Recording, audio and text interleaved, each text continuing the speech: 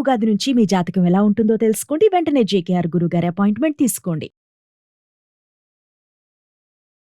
నమస్తే, welcome back to Suman TV. నేను మీ సంజయ్. ఈ రోజు మనతో పాటు ఉన్నారు తోడు నీడ ఫౌండర్ రాజేశ్వరి అమ్మగారు. అమ్మతో మాట్లాడి రిలేషన్షిప్స్ గురించి కొన్ని విషయాలు తెలుసుకుందాం.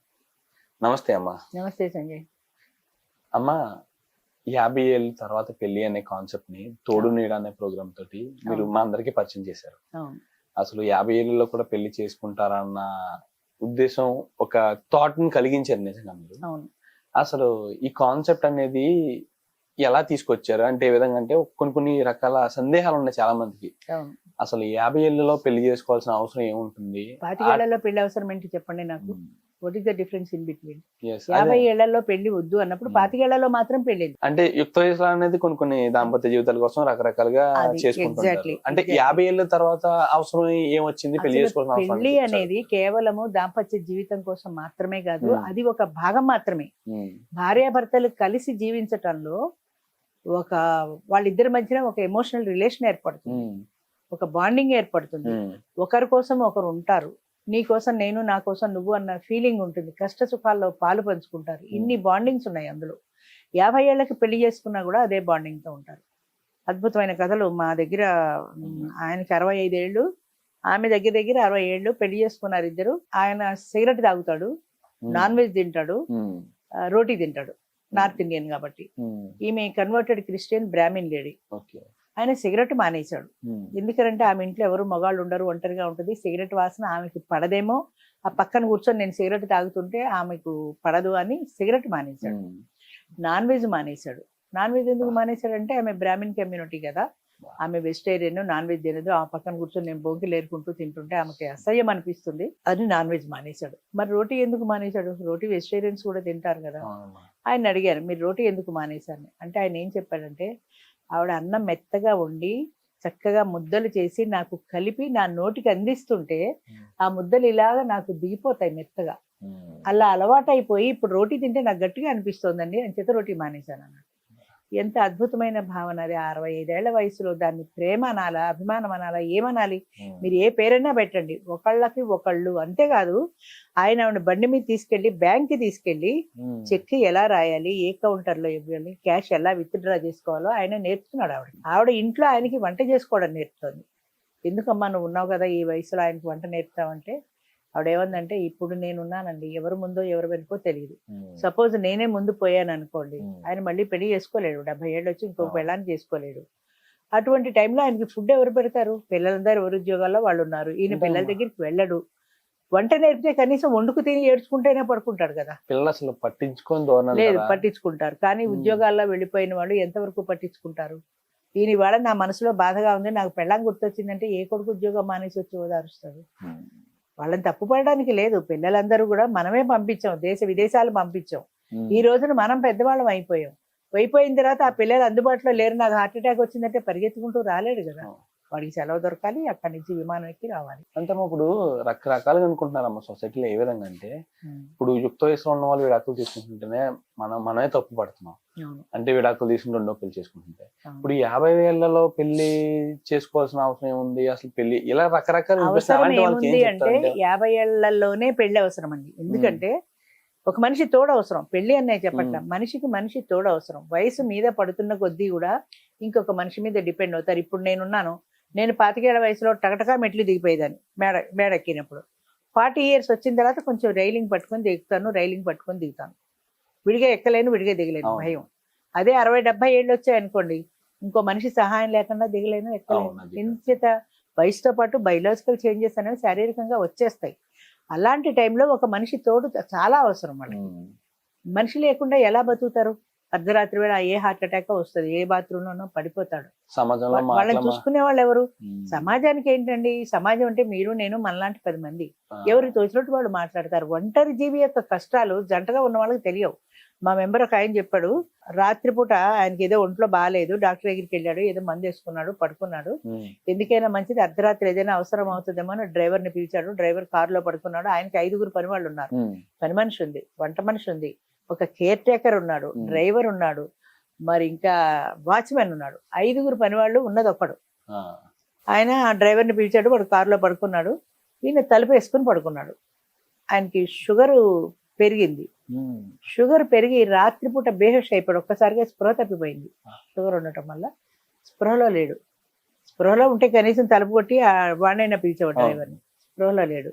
ఆయనకి తెలియదు. అలాగే పడుకుంటూ పోయాడు. తర్వాత తెల్లారిపోయింది. తెల్లారి డ్రైవర్ వాళ్ళందరూ లేచారు, పని వాళ్ళు లేచారు.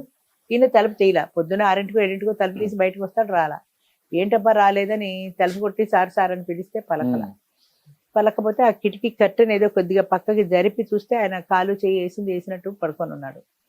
సరే అప్పుడు వెళ్ళి చుట్టాలు పక్క వీధిలో ఎవరో ఉంటే చుట్టాలు పిలిచికొస్తే ఆ తలుపు పగలగొట్టి తీస్తే స్పృహలో లేడు.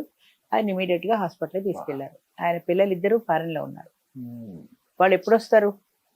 ఈయనకి ఏదైనా అయితే వెంటనే రాలేరు కదా. అప్పుడు చుట్టాలు ఉన్నారు కాబట్టి వాళ్ళు గౌబా హాస్పిటల్ తీసుకెళ్లారు. షుగర్ డౌన్ అయిందన్నారు. ఏదో మందో మాకు ఇచ్చారు. 2 రోజులు అబ్జర్వేషన్ లో ఉంచారు. తర్వాత ఇంటికి పంపించారు. అప్పుడు నేను అడిగాను ఆయన్ని, ఆ పనివాడిని, ఆ డ్రైవర్ని ఆ కార్లో పడుకోమనకపోతే ఆ పక్కన చాపేసి పడుకుంటే మీకు ఏదైనా వస్తే చూస్తాడు కదండి. ఒక్కరు లేకుండా ఉండిపోయారు. ఇంతమంది పని వాళ్ళు ఉండి కూడా ఆ డ్రైవర్ నిన్న మీ పక్కన పడుకోమనపోయారా అంటే ఆయన ఒక మాట చెప్పాడు. అమ్మ డ్రైవర్ చాపేసి పడుకుంటే వాడు గురుగొట్టి నిద్రపోతాడు. నేను మెలుకున్నాను, పడుకున్నాను, వాడికి ఏం తెలుస్తుంది? తెలియదు కదా. అదే పక్కన భార్య ఉందనుకోండి, నా బాడీ చల్లబడిపోవడమో, బిర్ర బిగిసిపోవడమో, కదలిక లేకుండా ఉండడమో, ఏదో ఒక డిఫరెన్స్ పక్కన మనిషి ఉన్నప్పుడు వాళ్ళకి అర్థమవుతుంది. కాలో చెయ్య వేస్తే బాడీ చల్లగా ఉండడం, ఏంటబ్బా ఇలా ఉందని చూస్తారు. పక్కన భార్య ఉండడానికి, ఏదో ఒక మనిషి ఉండడానికి తేడా ఉంటుంది కదా. ఆవిడకున్నంత బాధ్యత వాడికి ఉండదు. నాకు ఒంట్లో బాగాలేదనగానే ఆవిడ మెలకు వచ్చినప్పుడల్లా లేచి ఎలా ఉన్నానని చూసుకుంటూ ఉంటుంది కదా. అంచేత ఈ బాధ్యత ఒక భార్యకే ఉంటుంది తప్ప పిల్లలకు ఉంటుంది కానీ పని వాళ్ళకి ఉండదు. ఆ మాట కరెక్ట్. ముఖ్యంగా ఏం చెప్తారు ఈ సమాజానికి? ఇప్పుడు నార్మల్ గా అవసరమా ఈ సమయంలో పెళ్లిళ్ళు ఆర్భాటాలు అవసరమా అన్న వాళ్ళకి ముఖ్యంగా ఏం చెప్తారు? తప్పనిసరిగా అవసరం అండి. కాదు అని ఎవరైనా అంటే, అవసరం లేదు అని అంటే నేను బహిరంగ చర్చకి సిద్ధం. మీ సుమన్ టీవీలోనే పెట్టండి, కాదన్న వాళ్ళు అక్కడ కూర్చోమనండి, నేను ఇక్కడ కూర్చుంటా, చర్చించడానికి నేను ready. It is a challenge. ఎందుకంటే 33 సంవత్సరాలు ఒంటరి జీవితం నాది. ఆ 33 సంవత్సరాల్లో ఎన్ని బాధలు, ఎన్ని అవమానాలు, ఎన్ని అవహేళనలు, ఎన్ని ఇబ్బందులు పడ్డానో అది నాకు తెలుసు. వాళ్ళకేం తెలుస్తుంది? భార్య పక్కన ఉండగా హాయిగా కడుపు నిండా భోంచేసి ఇప్పుడు నీకు తిండి ఎందుకు అన్నవాడికిను, ఆ తిండి లేక బాధపడ్డవాడికి తేడా ఉంటుంది కదా. అంచేత పెళ్లి అని చెప్పట్లా నేను, మనిషికి మనిషి తోడవు. ఇంకొకటి అండి, ఇప్పుడు ఇది తోడు నీడలో వేరే బ్రాంచెస్ ఉన్నాయి. అంటే కమ్యూనిటీ లివింగ్ అని ఉంది. కమ్యూనిటీ లివింగ్ అంటే ఇప్పుడు పెళ్లి అంటే ఇష్టం లేకుండా ఉంటారు. 4 మగాళ్ళు కలిసి బ్యాచులర్స్ లాగా ఉండొచ్చు ఇల్లు తీసుకుని. ఇప్పుడు ఉద్యోగాలు చేసే వాళ్ళు ఉంటున్నారు కదా అట్లా, హాస్టల్ కాకుండా. అలాగే 4 అమ్మాయిలు కలిసి ఉండొచ్చు, 4 ఆడాళ్ళు కలిసి ఉండండి, 4 మగాళ్ళు కలిసి ఉండండి. లేదా లివింగ్ రిలేషన్ లో ఉండాలంటే ఆడమగ కలిసి ఉండండి. ఎలా ఉండండి. ఒంటరి జీవితం, వేదనాభరితమైన జీవితం వద్దు. నేను చెప్పేది అది ఒక్కటే. తోడలేని ఒంటరి జీవితం వద్దు. ఒంటరిగా బాధపడ్డ వాళ్ళు, చచ్చిపోయిన వాళ్ళు, యాక్సిడెంట్లు అయిన వాళ్ళు ఎంతో మంది ఉన్నారు. అంచేత అలాంటి ఒంటరి జీవితం మీకెందుకు? హాయిగా ఇంకొక మనిషితో ఒక ఫ్రెండ్ని పెట్టుకోండి. మీ ఇష్టం. ఒక మగతోడు పెట్టుకోండి, ఒక ఆడతోడు పెట్టుకోండి, ఏదైనా పెట్టుకోండి. ఆడామగ కలిసి ఉండాలి అని మాత్రమే నేను చెప్పట్లా. కొంతమంది ఆడాడు ఉండండి, కొంతమంది మగాళ్ళు ఉండండి, లేదా ఆడామగ ఉండండి. ఎట్లా అయినా ఉండండి, ఒంటరిగా ఉండద్దు. అదొకటి నేను చెప్పేది. పెళ్లి అనేది 50 తర్వాత దాటిన తర్వాత పెళ్లి అనేది అదే చెప్తున్నా. 50 ఏళ్ళ అవసరం అనేది మెయిన్ తోడు కోసం. అదొక బాండింగ్. చిన్నప్పటి నుంచి ఉన్న పిల్లలు ఉన్నప్పుడు అది పిల్లలు పెంచడం బాధ్యత, పెళ్లి ఇవన్నీ ఉంటాయి. వీటన్నింటితో పాటు ఒక ఎఫెక్షన్ ఉంటుంది. ఆ పిల్లల పెళ్లిళ్ళు అయిపోయి అప్పుడప్పుడు పండగకు వచ్చారంటే ఎంతో ఆనందం అనిపిస్తుంది. మనవాళ్ళు మనవరాళ్ళు, తాత, అమ్మ అంటూ తిరుగుతుంటే ఎంతో సంతోషం అనిపిస్తుంది. అది అనుభవం ఉంటేనే తెలుస్తుందండి, లేకపోతే తెలియదు. ఒక మనిషి విలువ మన దగ్గర ఉన్నప్పుడు కాదు, లేనప్పుడు బాగా తెలుస్తుంది. కానీ ఒక్కొక్క సందర్భంలో మనిషి అవసరం ఖచ్చితంగా అవసరం అవుతుంది. అవసరం నిజంగా మీరు అన్నట్టుగా ఒక 50 ఏళ్ళు దాటిన తర్వాత తన పని తను చేసుకోవాలన్నా కొంతమందికి ఒకరి మీద డిపెండ్ అవ్వాల్సి వస్తుంది. ప్రతి పని తను చేసుకోలేరు. ఖచ్చితంగా ఒక మనిషి సహాయం అనేది కావాలి. అలాంటి సందర్భంలో పిల్లలు ఉండరు, మనవాళ్ళు ఉండరు, ఎవరు ఉండరు దగ్గర. కట్టుకున్న భార్య ఉండకపోవచ్చు, లేదంటే కట్టుకున్న భర్త ఉండకపోవచ్చు. అలాంటి చూస్తా నేను 80-90 ఏళ్ల వయసులో కనుక పార్ట్నర్ చనిపోతే రెండో వాళ్ళు సంవత్సరం తిరగకుండా చనిపోతున్నారు. అలాంటి సందర్భాలు కూడా చాలా చూసాను. మా బంధువుల్లో ఒక ఆయనకి 80+ ఉంటాయి. ఆవిడకి 80+ ఉంటే ఆయనకి దగ్గర 90. భార్య చనిపోయింది, సంవత్సరం తిరగలేదు ఆయన చనిపోవడానికి. అంటే కనపడని బెంగ, బయటికి చెప్పలేరు కానీ మానసికమైన వేదన. నా 80 ఏళ్ళ నా పిల్లని చచ్చిపోయింది అని ఎవరితో చెప్పలేకపోవచ్చు. కానీ ఆ ఒంటరితనం అన్నది, ఆ మనిషి తోడు, ఏదో ఇంట్లో తిరుగుతుంటే ఒక మనిషి ఉంది అనే ధైర్యం, అది లేకుండా ఒక్కడో అయిపోయినప్పుడు ఆయన బెంగ పెట్టుకుని చచ్చిపోయాడు చివరికి. మొన్న రాత్రి లయన్ విజయ్ కుమార్ అని ఉన్నాడు ఆయన భార్య చనిపోయింది. ఆయన జస్ట్ 60+, పెద్ద ఏజ్ కూడా ఏం కాదు. ఆయనకి ఏదో హెల్త్ బాగాలేదు అనుకుంటా. ఆయన భార్య చనిపోయింది, సంవత్సరం తిరిగేప్పటికి ఆయన మన రాత్రి ఆయన కూడా చనిపోయారు. అంటే ఒక మనిషి తోడు, నా మనిషి అన్న మనిషి ఎప్పుడైతే మిస్ అవుతారో కొంతమంది అది తట్టుకోలేరు.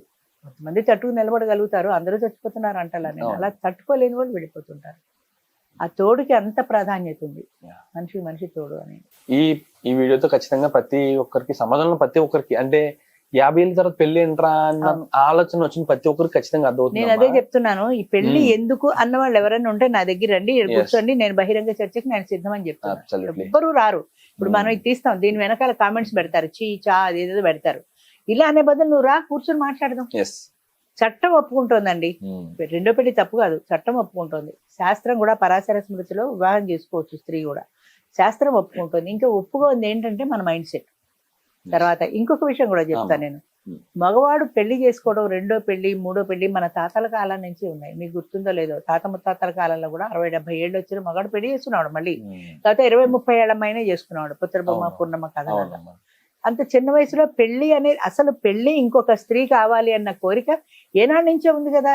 ఇప్పుడు ఎందుకు అడ్డు పెడుతున్నారు అంటే ఈ ఆడది బయటకు వచ్చింది. ఇప్పుడు ఇదివరకు మగవాడు ఒక్కడే ధైర్యంగా పెళ్లి చేసుకునేవాడు, ఇప్పుడు ఆడదానికి కూడా పెళ్లి చేస్తున్నాం. అదొకటే వాళ్ళకి యాక్సెప్ట్ చేయలేదు, సొసైటీ యాక్సెప్ట్ చేయలేదు. అదొకటే. మీరు ఎంచుకున్న పద్ధతి కానీ సంథింగ్, ఈ ఎన్జిఓని స్థాపించడానికి ఉన్న ముఖ్య ఉద్దేశం కానీ చాలా మంచిదమ్మా. కానీ ఎవరు ఆలోచించరు. యుక్త వయసులో తోడు కావాలని పరుగులు పెట్టే యువతను చూస్తున్నాం, కానీ ఒక ఏజ్ వచ్చాక మన తల్లిదండ్రులకి మనం అవైలబుల్ ఉండం, వాళ్ళకి తోడు ఆలోచించాల్సిన అవసరం కూడా లేదు. వాళ్ళు ఆలోచించలేదని నేను పట్టించుకోను కూడా. ఎందుకంటే నా కార్యక్రమం ఎవరో అవసరం అనుకుంటే వాళ్ళే పరిగెత్తుకుంటూ వస్తారు నా దగ్గర. అంటే వాళ్ళకి రాని ఆలోచన మీకు రావడం చాలా గొప్పగా నేను ఉద్దేశిస్తున్నాను. ఏ విధంగా అంటే, తల్లిదండ్రులు అప్పుడు పిల్లల బాధ్యత ఎంత వరకు ఉంటే తల్లిదండ్రులు తీసుకున్నంత వరకు పిల్లల బాధ్యత చూసుకుంటారు. ఓకే, వీళ్ళ బాధ్యత వచ్చిన తర్వాత వెళ్ళిపోతారు. ఉద్యోగం వచ్చింది, భార్య వచ్చింది, పిల్లలు వచ్చారు, వీళ్ళ బాధ్యతలో వీళ్ళు ఉంటారు, కానీ తల్లిదండ్రులు పట్టించుకోరు. అలాంటి సందర్భంలో తల్లిదండ్రులకు తోడు కావాల్సి వస్తే అంతే కదా, కనిపిదు. అలాంటి సందర్భాల్లో ఎక్కువ చూస్తున్నాము. ఓల్డేజ్ హోమ్ లో ఉండే వాళ్ళు, మా పిల్లలు మమ్మల్ని పట్టించుకోవట్లేదు, పెళ్లి అయిన తర్వాత వాడు పెళ్ళ మాట తప్ప మా మాట వింటలేదు, మమ్మల్ని చూడడు, మమ్మల్తో మాట్లాడు అని దంపతులు గాని, ఒంటరి వాళ్ళు గాని ఎంతమంది బాధాకరంగా ఓల్డేజ్ హోమ్ లో జీవితాలు వెళ్ళదీస్తున్నారు. అలాంటి వాళ్ళకి ఒక తోడు కల్పిస్తే తప్పు కాదు కదా. అవునమ్మా. ఓల్డేజ్ హోమ్ నుంచి మాకు కూడా ఫోన్లు వస్తుంటాయి అప్పుడప్పుడు, నేను ఓల్డేజ్ హోమ్ లో ఉంటున్నాను, నాకు ఒక తోడు కావాలి. అయితే దురదృష్టం ఏంటంటే, వాళ్ళు ఫైనాన్షియల్లీ వెల్ ఆఫ్ కాదు. వాడికి ఏ 10,000-5,000 పెన్షన్ ఉంటుంది, ఆ 10,000 అక్కడ ఇచ్చి అక్కడ భోంచేసి అక్కడ ఉంటాడు.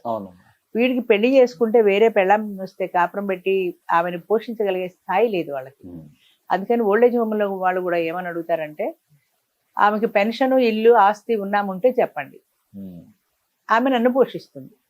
అది వాళ్ళు అడిగేది. వాళ్ళ ఉద్దేశం డబ్బు కాదమ్మా, తోడు కావాలి. వాళ్ళకి తోడు కావాలి అంటే, నేను పోషించలేను కాబట్టి ఆమె నిన్ను పోషించచ్చు కదా అని. కానీ చేసుకునే ఆవిడ ఏమనుకుంటుంది, ఈవిడ బరువు బాధ్యతలు ఆయన మొయ్యాలనుకుంటుంది, ఆయన బరువు బాధ్యతలు ఈవిడ మొయ్యాలనుకోదు కదా. అంచేత వాళ్ళకి పెళ్లిళ్ళు అయ్యే అవకాశాలు తక్కువ. వాళ్ళు చాలా మంది వస్తారు, చాలా మంది అడుగుతుంటారు, కొంతమంది వస్తుంటారు కూడా, అయినా మా ప్రయత్నం ఏం చేసుకుంటామని ఎవరు ఒప్పుకోరు అలాంటి బరువు బాధ్యతలు ఈ వయసులో స్వీకరించడానికి. థ్యాంక్ యూ అమ్మా, థ్యాంక్ యూ వెరీ మచ్ అమ్మా. Thank you.